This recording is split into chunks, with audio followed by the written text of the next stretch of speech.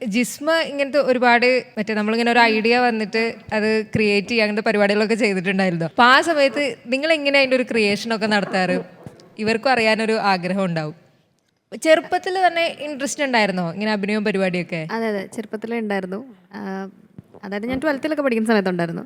പിന്നെ വീഡിയോ ചെയ്തിടാം, യൂട്യൂബിൽ ചെയ്തിടാം എന്നൊക്കെ പ്ലാൻ ചെയ്തത് 2020 കൊറോണയുടെ സമയത്തൊക്കെയാണ്. അപ്പം ഞങ്ങളുടെ കയ്യിൽ ഒരു ഫോൺ ഉണ്ടായിരുന്നു, നമ്മളും ഫോണിൽ തന്നെ ഷൂട്ട് സ്റ്റാർട്ട് ചെയ്തത്. പതിയെ പതിയെ അത് റീച്ചായി തുടങ്ങിയപ്പം അതിൽ നിന്ന് കിട്ടുന്ന ഇൻകമിൽ നിന്ന്, യൂട്യൂബിൽ നിന്ന് കിട്ടുന്ന ഇൻകമിൽ നിന്നാണ് നമ്മൾ ആദ്യമായിട്ട് ക്യാമറയും ലാപ്ടോപ്പും ഒക്കെ മേടിച്ച് പതിയെ സോഫ്റ്റ്വെയറിൽ എഡിറ്റ് ചെയ്യാനൊക്കെ തുടങ്ങിയത്. മറ്റേ ഫോണിൽ തന്നെ നമ്മൾ ചെയ്തുകൊണ്ടിരുന്നത്. അപ്പോൾ എന്താ പറയുക, എല്ലാം നമ്മൾ തന്നെ, അതെനിക്ക് മനസ്സിലാവും, നമ്മൾ തന്നെ ഡയറക്റ്റ് ചെയ്യുന്നു, നമ്മൾ തന്നെ കോൺസെപ്റ്റ് ഉണ്ടാക്കുന്നു. ടു ബിഗിൻ വിത്ത് അടിപൊളിയാണ്. നമ്മൾ ഒരുപാട് കാര്യങ്ങൾ ലേൺ ചെയ്യാൻ പറ്റും. സിനിമയായിട്ട് ബന്ധപ്പെട്ട് നിൽക്കുന്ന കാര്യങ്ങളൊക്കെ തന്നെയാണ് നമ്മളിതിൽ ചെയ്യുന്നത്. മുമ്പോട്ട് പോകുമ്പോൾ കൂടുതൽ സ്റ്റെപ്സ് ഇതിൽ പഠിക്കാൻ പറ്റും. എഡിറ്റിംഗ് മാത്രമല്ല, കളറിങ്ങിലേക്ക് കിടക്കും നമ്മൾ. കുറേ കാര്യങ്ങൾ, കുറേ ഡിപ്പാർട്ട്മെൻറ്റ്സ് ലേൺ ചെയ്യാൻ പറ്റും. പതിയെ ആർട്ട്, അങ്ങനെ കോസ്റ്റ്യൂംസ്, കളർ പാലറ്റ്, അതൊക്കെ പതിയെ പഠിക്കാൻ പറ്റും.